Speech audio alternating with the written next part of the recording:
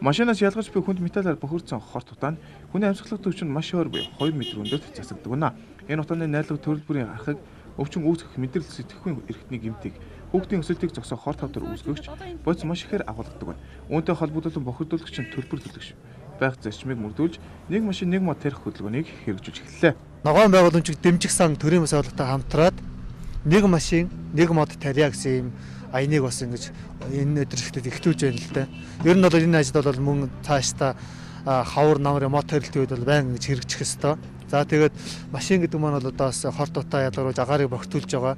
За тэрнийхээ өрөөнд бол мод тарина гэдэг маань бол тухайн бохирдуулсан агаарыг одоо шингээдэг, орчны дуу чимээг намсгадаг, одоо хөрс усны тэнцвэрийг одоо хангадаг ийм ач холбогдолтой байдаг учраас одоо машин бүр одоо машины жолооч бүр маань одоо мод тарьж ургуулах нь одоо бас ихтгэхтэй барьж байгаа нэг томоохон тийм биелэг юм аа. Бид нар бохирдуулж байгаа юм бол яагаад цэвэршүүлэх үйл ажиллагаа зохион байгуулж болдгоо юм бэ гэдэг ийм арга ажиллагаа зохион байгуулад өнөөдөр одоо ингэж мод тарих үйл ажиллагааг хамтар зохион байгуулж байгаамаа.